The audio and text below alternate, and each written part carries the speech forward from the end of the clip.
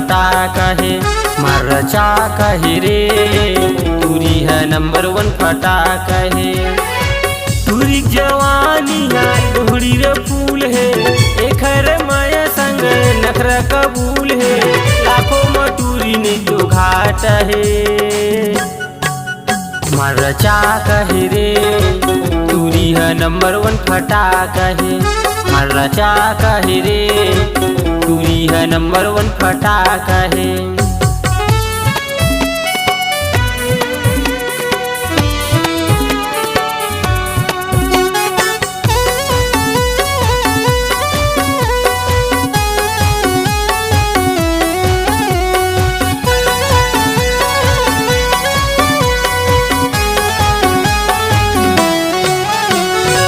पाके जवानी टूरी ऐसे इतरावाते, लगे सनान जैसे बांस कटकटावाते, बोले लकर बेटा दिखाते रे नखरा, का बताओ संगी मन ललचावाते। पाके जवानी टूरी ऐसे इतरावाते, लगे सनान जैसे बांस कटकटावाते, बोले लकर बेटा दिखाते रे नखरा, का बताओ संगी मन ललचावते। एखर बोली में मिर्चा का झार है, लगा ले दिल गोरी सोचना बेकार है, जन कहीं न बाय बाय टाटा है।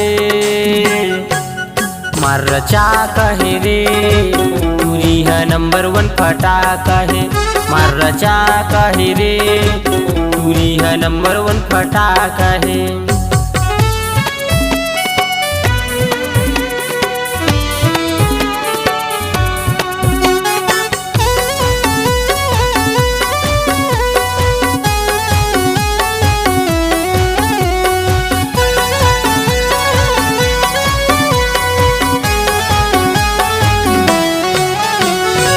झनकरियत का गोरी सोच विचार वो, मन लकर ले राजी हो जा तैयार हो, अड़बड़े मजा आई गोरी मोर साथ माँ, प्यार के बदला म दे दे मोल प्यार वो।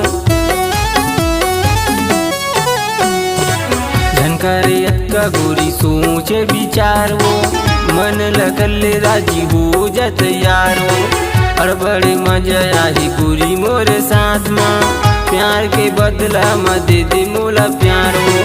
पारा मोहल्ला माँ होवते हल्ला रे, झन डराना गोरी बोले दे खुल्ला रे, संगी मन कैथे तू संग फाट है।